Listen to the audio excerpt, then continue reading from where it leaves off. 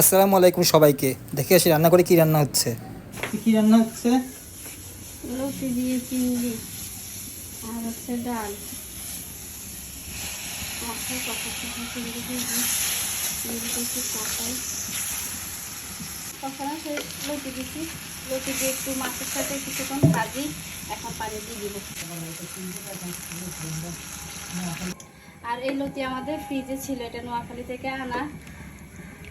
তো এটা ডিপ ফ্রিজে ছিল, হাফ সিদ্ধ করে রেখে দিছি। এখন রান্না মাছ, শোল মাছ রান্নার জন্য পেঁয়াজ একটু ভাজি করে নিচ্ছে, এরপরে কিছু মশলা অ্যাড করবো এটার সাথে। রসুন বাটা, আদা বাটা, জিরা বাটা, লবণ, চাল মশলা, তেল, একটা কাঁচামরিচ, সাথে টমেটো, এগুলো সব তেলে ভাজবে। কাঁচা মাছ আগে ধুয়ে রাখছি, মা এরপরে লেবু দিয়ে লেবু চিপে কিছুক্ষণ এটা ভিজে রাখছে। এখন এটা পরিষ্কার করতেছে। মাছের একটা গন্ধ বা অনেকের কাছে লাগে, মা সবসময় মাছ লেবু বা সিরকে দিয়ে মেখে রাখে, পরে এটা আবার পরিষ্কার করে রান্না করে। মাছ দেওয়া শেষ, এখন মশলা সহ একটু ভালো করে এগুলো ভাজা ভাজা কষা কষা করবে, তারপরে পানি। মাশাআল্লাহ কি সুন্দর কালার দিয়ে কষানো হচ্ছে। এরপরে এটা মাখা মাখা হলে নামাই ফেলবো।